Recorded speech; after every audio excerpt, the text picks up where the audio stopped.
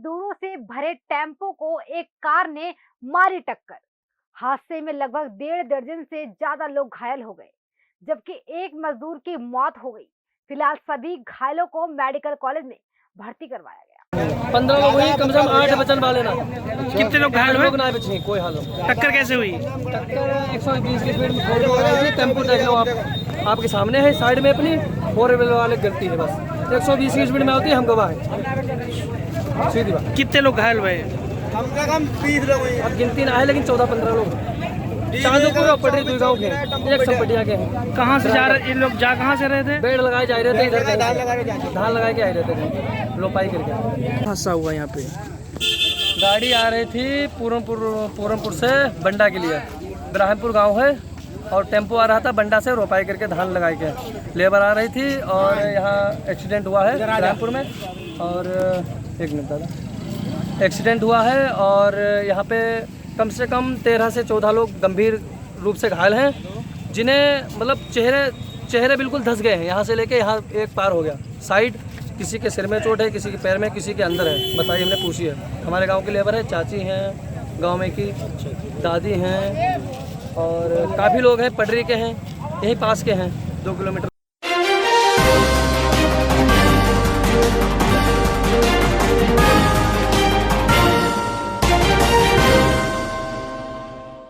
शाहजहांपुर में नदी में डूब रहे एक दोस्त को बचाने के चक्कर में दोनों दोस्तों की नदी में डूबकर हुई मौत।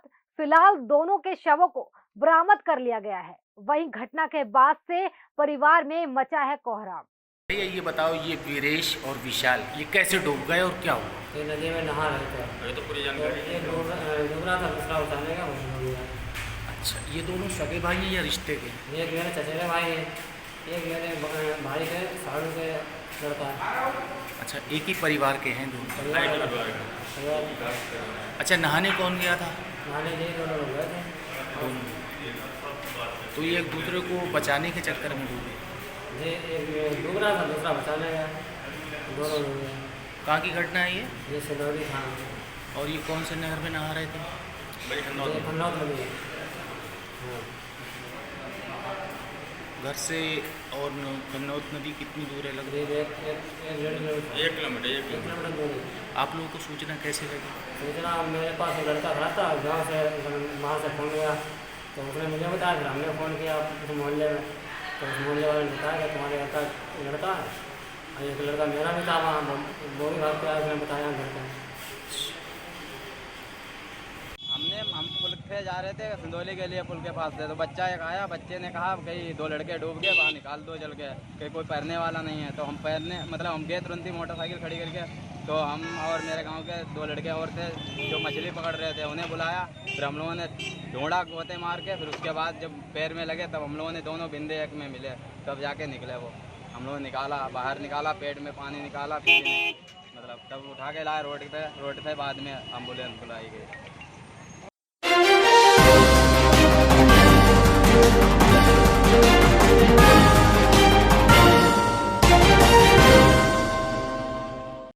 उन्नाव औद्योगिक मंत्री सतीश महाना ट्रांस गंगा सिटी पहुंचकर निरीक्षण किए एवं ट्रांस गंगा सिटी में जिन लोगों ने उन्हें अपना आवंटन कराया था, उनको आवंटन पत्र देकर कई विकास के मुद्दों पर बात की है। और उन्होंने कहा कि बहुत तेजी के साथ कार्य कर रहा है, जिसमें 50% लगभग कार्य पूरा हो चुका है। और जिन लोगों ने आवंटन कराया था उनसे बोले कि आप लोगों अपनी जमीन पर काम करना शुरू कर दें, क्योंकि बता दें कि लगभग 11 आवंटन को आवंटन पत्र दिया। मौके पर परियोजना अधिकारी राकेश झा, उन्नाव जिलाधिकारी रविंद्र कुमार के साथ कोतवाली गंगा घाट का पुलिस बल मौजूद रहे और किसान नेता अजय अनमोल से बात की गई। देखिए। परियोजना के आज शुभारंभ के अवसर पर इस कार्यक्रम में उपस्थित जिन्होंने बहुत तत्परता के साथ इस काम को पूरा कराने के लिए अपना संकल्प जारी रखा है, हमारे CEO मनोज महेश्वरी जी, उन्नाव के जिलाधिकारी श्री रवि जी, हमारे UPCDA के अन्य सभी अधिकारीगण, विशेष रूप से यहाँ पर उपस्थित हमारे आवंटी बंधु, बहने, उद्यमी भाई और बहन, हमें मालूम है कि ये परियोजना आज से कई वर्ष पहले प्रारंभ हुई थी। परियोजना के जन्म के साथ साथ कुछ विवादों ने भी साथ में जन्म लिया। उन विवादों को सुलझाना बहुत महत्वपूर्ण बात थी, क्योंकि यहाँ पर जो हमारे किसान भाई बहन हैं उनके भी कुछ इश्यूज थे। इस समय मेरे पास ये जिम्मेवारी आई तो मैंने इस बात का कहा कि जिन लोगों के इश्यूज हैं हमारे किसान भाई, उनकी भी हम प्रॉब्लम्स को सुनेंगे, उसका भी निराकरण करेंगे। तो जिस समय हम समाज में काम के लिए बढ़ते हैं तो विशेष रूप से किसानों से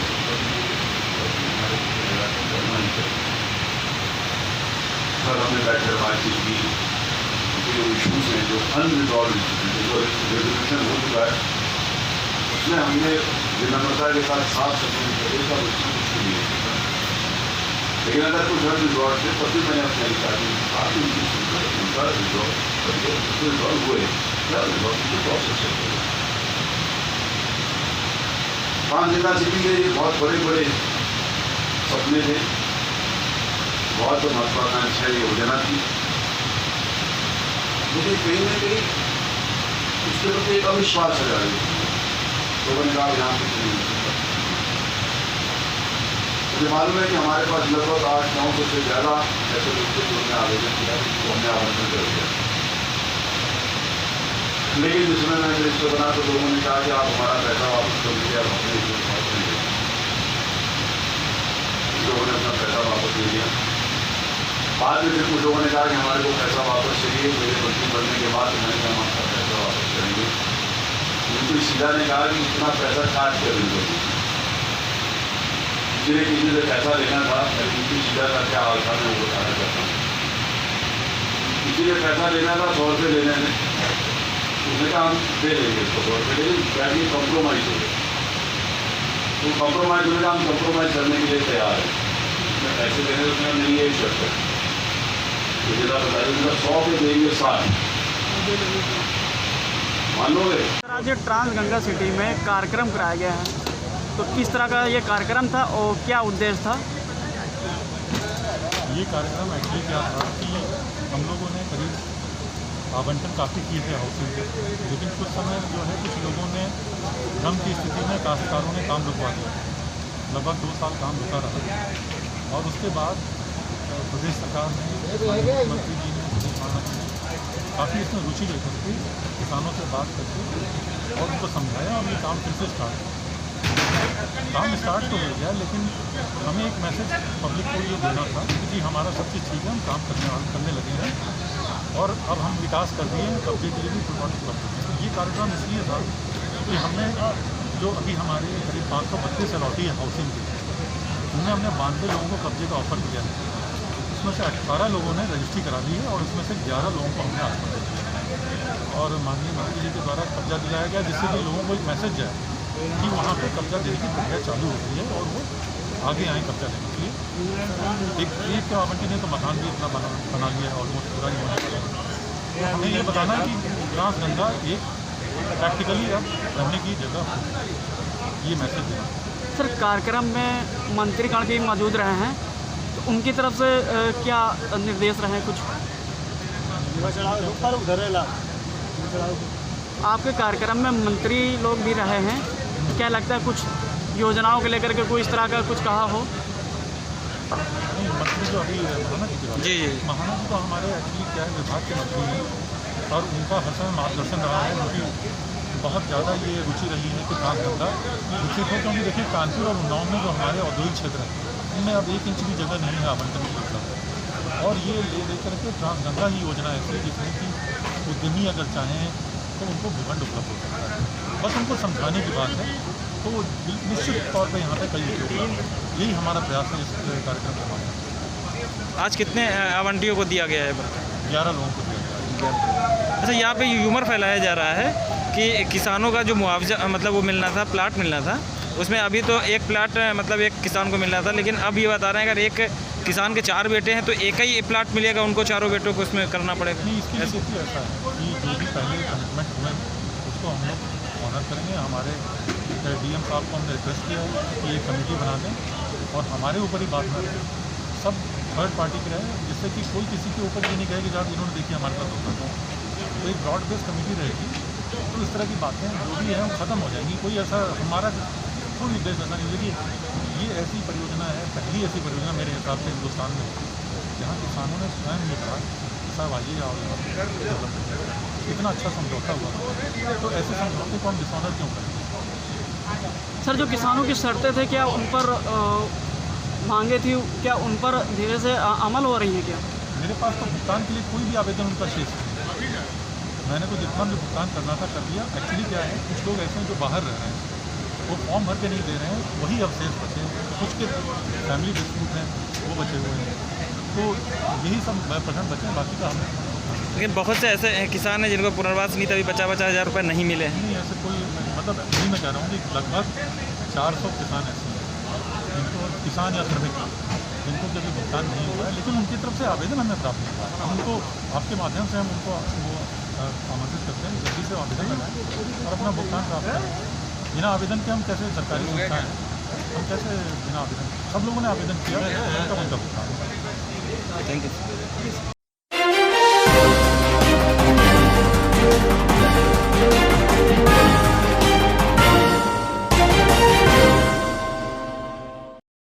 अयोध्या स्थित दंत ध्वांत कुंड के पास सुग्रीव आश्रम में परम पूज्य रामायणी गंगा दास महाराज की 6वीं पुण्यतिथि बड़ी धूमधाम से मनाई गई। बता दें, इस पुण्यतिथि के अवसर पर समाजवादी पार्टी प्रगतिशील पार्टी के राष्ट्रीय अध्यक्ष शिवपाल यादव जी शिरकत करने पहुंचे और रामायणी गंगा दास जी महाराज की प्रतिमा पर माल्यार्पण किया और बता दें कि अयोध्या के साधु संतों का आशीर्वाद भी लिया। देखिए इस रिपोर्ट को। आज बड़े ही शुभ अवसर था, जो कि हमारे यहाँ परम पूजनीय सतगुरुदेव भगवान रामायणी महंत श्री गंगादास जी महाराज, हमारे गुरु महाराज का 6 वर्ष से हर साल लगातार मैं उनके पुण्यतिथि मनाता हूँ और बेहद पूरे अयोध्या मंडल को बुलाकर भंडारा करता हूँ, पूरे अयोध्या मंडल के साधु संतों के माध्यम से। और आज हमारे यहाँ भंडारे में बहुत ही माननीय शिवपाल जी प्रसाद ग्रहण करने के लिए पहुँचे और सभी संतों का आशीर्वाद लिया। और हम लोग बड़ा सौभाग्यशाली हैं, इस प्रकार के नेता साधु संतों से आशीर्वाद और प्रसाद ग्रहण करते हैं। भगवान से यही कामना है कि ऐसे लोगों को सद्बुद्धि दे और संतों से आशीर्वाद लेते रहे, प्रसाद ग्रहण करें। जय श्री राम। तो ये तो सत्ता पक्ष वालों ने दुरुपयोग किया है, निष्पक्ष नहीं हुआ है चुनाव। किसी का पर्चा रद्द कर देना, किसी का जबरदस्ती पर्चा दाखिल न होने देना, ये निष्पक्षता नहीं है। ये तो सब पूरे पार्टी प्रत्याशी थे वो नामांकन नहीं कर पाए, तो कहीं न कहीं तो कमजोरी दिखाई है, कहीं न कहीं कमजोरी दिखाई है और कहीं न कहीं मैनेजमेंट की भी कमी थी, जो मैंने देखा है ना। अब मैंने तो नमूना को दे दिया इटावा से, मैंने तो सपा को समर्थन दे दिया। बीजेपी केवल 1 सीट जीती है और फिर निर्विरोध हो गया, एक तरफा चुनाव हो गया। अगर जो मैंने नारा दिया है गैर भाजपा का, अगर तो हमने तो 1.5 साल 2 साल हो गए हैं, अब उनको सोचना चाहिए। किसी समय पर हम पर आरोप लगा रहे थे ना भाजपा की बी टीम, अब उनको देखना चाहिए इसी चुनाव से आगे पीछे भाजपा की बी टीम कौन है। चलो अच्छा है, एक्शन को दिखाया है, अब तो बहुत एक्शन की ज़रूरत है। देखिए अभी तक देखिए भारतीय जनता पार्टी में चाहे देश के प्रधानमंत्री हों चाहे मुख्यमंत्री हों, कोई वादा पूरा नहीं कर पाए, केवल झूठे वादे करते हैं। कब तक झूठे वादे चलेंगे? मेरे समझ तो अब तो जनता समझ चुकी है, आगे आने वाले में दिखा देगी जनता, तो देना चाहिए ना। वैसे तो भारतीय जनता पार्टी के तो अगर कोई एक रिपोर्ट दे आए, लिख के दे आए, झूठी भी दे आए तो उस पर कार्रवाई हो जाती है। मकान की गिरना बुलडोजर शुरू हो जाता है ना, तो इसमें निष्पक्षता दिखाना चाहिए ना, दिखाना चाहिए भारतीय जनता पार्टी तो देना चाहिए ना। वैसे तो भारतीय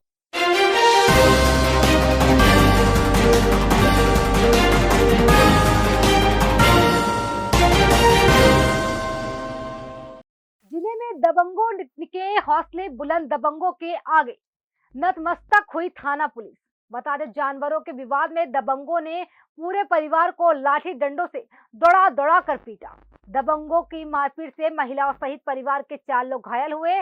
दबंगों की शिकायत करने थाने पहुंचे पीड़ित परिवार और थाना अध्यक्ष ने नहीं सुनी पीड़ित परिवार की शिकायत। क्या नाम है आपका? राजा किस गांव रहने वाले हो? रसूलपुर। किस बात को लेकर मारपीट हुई है? पता नहीं, हम तो खड़े थे, वो आगे मारने लगे। हम तो काम पर से आए थे। कितने लोग थे मारने वाले? हमें तो 5-6 जने मार रहे थे। किस चीज़ से मारा था? डंडे थे, सरिया थी लोहे वाली, और उससे मार रहे थे। और डंडे थे, एक के पास फंटी थी, उससे मारा, सर पे मार रहे थे। तो मार रहे थे। हाँ, कितने लोग घायल हुए आपके? और ये 3-4 लोग घायल हुए। थाने में सुनवाई हुई आपकी? कुछ नहीं हुई, कुछ नहीं हुई। यहाँ भेज दिया। थाना कौन सा लगता है? कमालगंज। थाने में सुनवाई नहीं हुई आपकी? क्या कह रही पुलिस? कुछ नहीं करी, यहाँ भेज दिया। हमें कुछ नहीं पकड़ा गया, गाँव पुलिस नहीं गई है। आपको क्या लगता है पुलिस उनका साथ दे रही है? और क्या। क्या नाम है आपका? राजिया बेगम। गांव का नाम क्या है? रसूलपुर। किस बात को लेकर मारपीट हुई है आपके साथ? कुछ नहीं, खाली बकरिया बच्चों के पीछे हुई है, कुछ नहीं। कितने लोग थे मारने वाले? बहुत लोग थे। किस चीज़ से मारा है? हैं? किस चीज़ से पता मारा? नहीं, मेरे सब थे, सरियाँ थी, डंडे थे, औजार थे, बहुत सी चीज़ें। कौन से औजार थे? पता नहीं कौन सा औजार था। बेहोश हुई है। अच्छा, तो आपको पीटा, घर में घुस के पीटा? हाँ, क्या घर में घुस के पीटा है। थाने गई थी आप? हाँ। पुलिस क्या कह रही? पुलिस ने कुछ नहीं कहा, पुलिस ने तुरंत कह दिया कि जाओ वहाँ जाओ, पट्टी कराओ जाके। अच्छा, तो पुलिस ने सुनी नहीं आपकी? हाँ। जरा देर बैठे रहे, जाओ जाओ आप लोग, जाओ जाओ। जे आए भी नहीं, एप्लीकेशन देने गए तो पहले भजाने लगे, जाओ जाओ जाओ। किसने भगाया? पुलिस वालों ने। किसने भगाया? पुलिस वालों ने कहा जाओ जाओ, यही खेली थी, यही लेके मैं पैदल ही ऐसी चली आई। थाना कौन सा लगता है? कमालगंज। तो उनके पास क्या औजार औजार थे? कोई तमंचा थे क्या जिस मारपीट? हाँ, कुछ था औजार उनके पास था। तो क्या दौड़ा दौड़ा के मारा क्या घर में? दौड़ा? नहीं, गिरा लिया था, हम बेहोश हुए, मारते मारते हम हो गए बेहोश। क्या नाम है आपका? मेरा नाम मोहम्मद इरशाद। गांव का नाम क्या है? गाँव का नाम रसूलपुर। किस बात को लेकर विवाद हो गया आपके गांव? बकरे पे लेके हो गया विवाद। जैसे दूसरे गांव का बकरा था, तो मुकीम की दुल्हन ने ये कहा कि इस बकरे की टांग तोड़ दो। तो हमने जगह टांग तोड़ दिया तो भरपाई तुम्हें करे, इसी बात पे विवाद लड़ाई हुई। कितने लोग थे मारने वाले? वो कम से कम 10-12 लोग थे। किस चीज़ से मारा है? धार धार कुछ चीज़ थी, ऐसे भागा भागा के दौड़ा दौड़ा के मार रहे थे। कितने लोग थे? वो कम से कम 10-12 लोग थे। कुछ औजार औजार थे क्या उनके पास? हाँ, एक कट्टा ऐसा था, वही बेटी यहाँ सर पे मारी बहुत थे। अच्छा, फिर उसके बाद क्या हुआ? कौन कौन लोग घायल हुए आपके घर में? मेरे घर में 3-4 लोग घायल हुए। पुलिस क्या कह रही? पुलिस ने आपकी सुनी नहीं सुनी? पुलिस नहीं सुनी, जे यहाँ बहुत दिया डॉक्टरी करने के लिए। पुलिस ने अभी तक कोई सुना या पकड़े गए को? नहीं, कुछ नहीं, कुछ भी नहीं सुना। इससे पहले विवाद हुआ आपका? और हम 10 क्षेत्र पे फोन लगा रहे, फोन भी नहीं लग रहा। नहीं, थाने भगा दिया गया क्या आपको? हाँ। क्या कही? जगह डॉक्टरी करवा जाके, यहाँ कोई काम नहीं है। तो यहाँ भगा दिया थाने से? थाना कौन सा लगता है? थाना कमा रहे।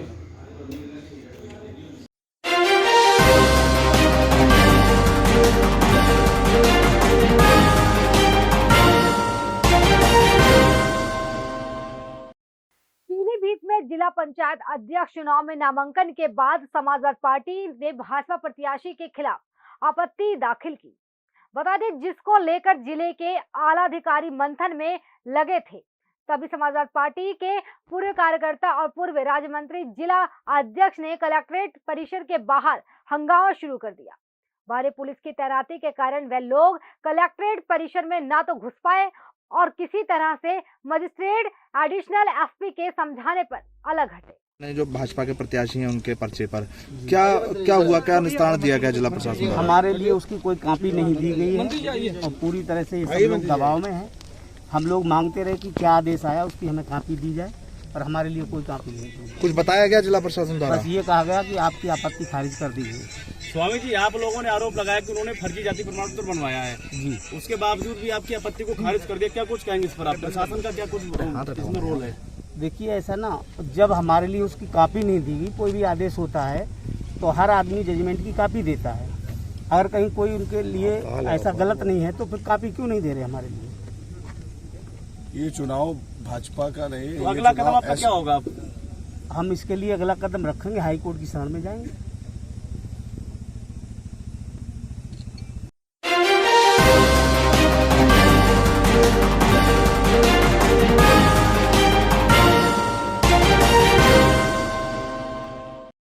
यूपी में अगले साल विधानसभा चुनाव होने वाले हैं। सभी पार्टियां ने तैयारियां शुरू कर दी है। इस बीच सपा प्रवक्ता अनुराग भदौरिया का कहना है कि जिला पंचायत अध्यक्ष के चुनाव में भारतीय जनता पार्टी ने सरकारी मशीनरी का दुरुपयोग किया है, उससे तांडव कराया जाएगा और ये लोकतंत्र की हत्या है। जनता 2022 के चुनाव में इसका मुंह तोड़ जवाब भी देगी। उत्तर प्रदेश के जिला पंचायत अध्यक्षों के चुनाव में जिस तरह से भारतीय जनता पार्टी ने सरकार की मशीनरी का दुरुपयोग किया, उससे तांडव करवाया, ये सीधे सीधे लोकतंत्र की हत्या है और आने वाले 2022 के चुनाव में जनता भारतीय जनता पार्टी को हरा के इसका मुंह तोड़ जवाब देगी।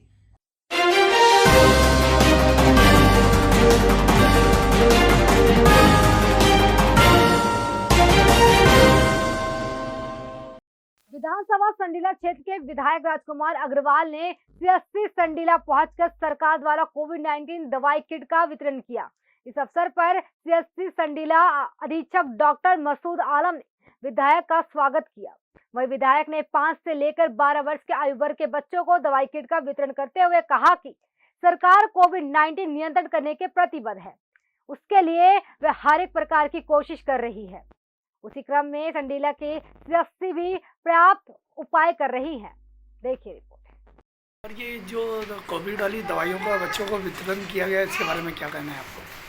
देखिए, जो बच्चों को खांसी और ये बुखार आ रहा है, उन बच्चों के 1 से 5 और 5 से 12 वालों बच्चों को दवाइयों के अलग अलग पैकेट बने हैं, उनको दी जा रही है डोज के हिसाब से, और उससे एक रुकावट होगी, एक रोकथाम होगी इससे, इसके कोरोना की।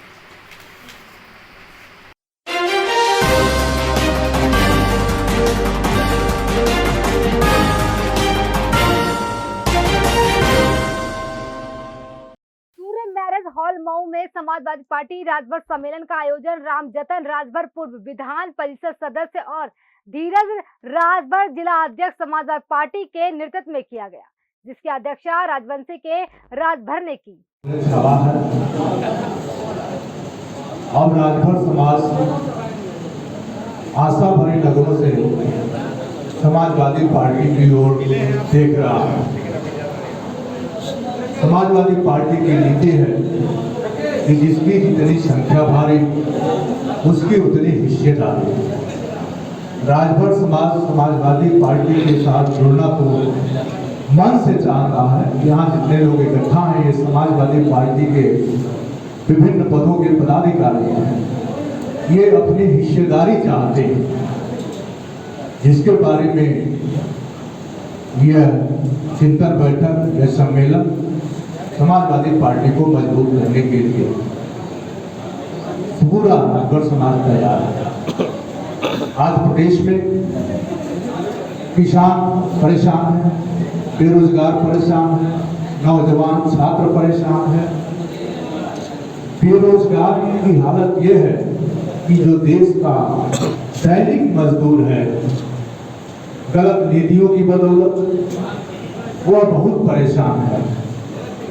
मैं कहना चाहता हूं, देश की आर्थिक स्थिति को बहाल करते हुए माननीय अखिलेश यादव जी ने जब अपने शासनकाल में साइकिल 25,000 रुपए का लैपटॉप बांट रहे थे, जब समाजवादी पेंशन 500 रुपया बांट रहे थे, आज भारतीय जनता पार्टी के लोग किसानों को 500 रुपया पेंशन समाजवादी पार्टी की तरह का देकर और 5 मजदूरी छीन लिया। 300 रुपये की मजदूरी छीनकर 505 kilo ration Bharatiya Janata party दे रही है और वह भी उनके विधायक और सांसद पूरा इसका प्रदर्शन कर रहे हैं। अगर देश की आर्थिक हालत खराब है, भारत सरकार कहती है कि सुप्रीम कोर्ट में 4 लाख रुपया कोविड से मरे लोगों को नहीं दिया जा सकता, लेकिन फिर भी विज्ञापनों पर अरबों रुपया क्यों यह सरकार खर्च कर रही है, एक बड़ा सवाल है। मैं कहना चाहता हूं, जब अखिलेश यादव जी दे रहे थे तब तो ये कहते थे कि अखिलेश यादव जी अपने घर से लैपटॉप दे रहे हैं, अखिलेश यादव जी अपने घर से समाजवादी पेंशन दे रहे हैं। तो मैं इनसे सवाल करता हूं कि ये 5 किलो राशन ये अपने घर से देख रहे हैं कि गुजरात और गोरखपुर का कोई प्लाट बेच के दे रहे हैं?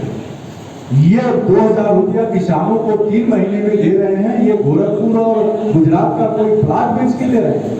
ऐसा नहीं है। और कानून व्यवस्था में व्यापारियों पर जिस तरह से हमले हो रहे हैं, यह भी निंदनीय है। समाजवादी पार्टी के साथ जिस तरह से कल पूरे प्रदेश में व्यवहार हुआ, हमारे जिला पंचायत के सदस्यों को अगवा किया गया, हमारे प्रत्याशियों को पर्चा नहीं भरने दिया गया, समाजवादी पार्टी सूद समेत 22 में सरकार बना करके लौटा देगी। इसलिए मैं कहना चाहता हूँ आप सभी साथियों ने आकर के जो सम्मान दिया, यह निश्चित तौर पर मैं कह सकता हूं कि ये पहली बार होने जा रहा है। सारी जात के लोग, आज सभी वर्गों के लोग समाजवादी पार्टी के नेता माननीय अखिलेश यादव जी से जुड़ रहे हैं और आपको भरोसा दिलाना चाहता हूं कि राजभर समाज समाजवादी पार्टी के मूल वोटर की तरह से इस बार प्रदेश में अगुवाई करेगा और 22 में समाजवादी पार्टी के नेता माननीय अखिलेश यादव को मुख्यमंत्री। समाजवादी जो सम्मेलन ये हो रहा राजभर सम्मेलन, इसका क्या मकसद है? 2022 का मिशन पूरा करने के लिए समाजवादी पार्टी के जितने यहाँ पे लगभग 10 जिले से सम्मानित नेतागण आए हुए हैं और 2022 का मिशन और समाजवादी पार्टी के जितने हमारे नेतागण आए हैं, सभी लोग मिल करके समाजवादी पार्टी को 2022 में माननीय मुख्यमंत्री जी को, अखिलेश यादव जी को मुख्यमंत्री बनाना है और राजभर समाज का मान सम्मान अब तक जो है सबसे अगर बात करेंगे तो समाजवादी पार्टी ने देने का काम किया। जब जब समाजवादी पार्टी सत्ता में आती है तो 17 जातियों का आरक्षण की बात समाजवादी पार्टी करती है। हमें देख लीजिए, किसान मजदूर के बेटे को 2012 के चुनाव में 403 में एक भी राजभर का बेटा विधायक नहीं हुआ था किसी पार्टी से। 100 MLC में एक भी राजभर का बेटा जब MLC नहीं हुआ था, तब समाजवादी पार्टी ने राजभर की आवाज रखने के लिए राम जतर राजभर को MLC बना करके गाजियाबाद से लगाई बलिया तक, महाराजगंज नेपाल के बॉर्डर से लगाई मध्य प्रदेश मिर्जापुर के बॉर्डर तक राजभर का मान सम्मान बढ़ाने का काम समाजवादी पार्टी ने किया। इस बार समाजवादी पार्टी के तरफ पूरे प्रदेश के राजभर एकजुट होकर के वोट करने का मन बना लिया है। आज समाजवादी पार्टी के नेता भली भांति राष्ट्रीय अध्यक्ष जी जानते हैं, राजभर समाज का मान सम्मान भी रखने का काम करेंगे।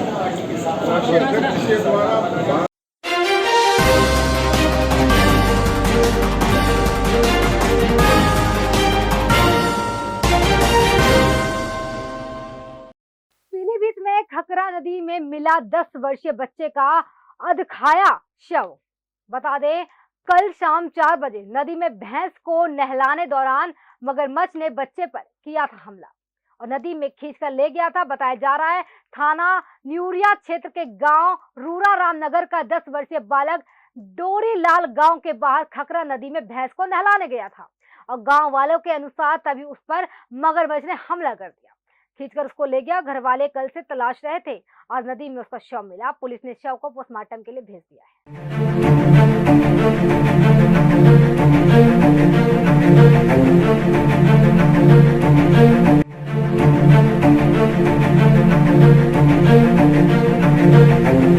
ऐसा अवसर फिर नहीं मिलेगा। अब हरियाणा सरकार की दीनदयाल आवास योजना के अंतर्गत सेक्टर 1 तरावड़ी में 135 और 142 गज के प्लॉट्स मात्र 21,000 रूपए देकर बुक करवाएं। क्रेडिट सोसाइटी, सड़क, sewerage, street light, park, community centre, तुरंत रजिस्ट्री और पोसेशन भी। कॉल 9466034000।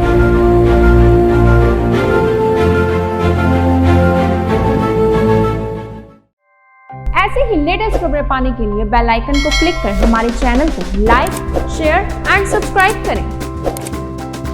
धन्यवाद।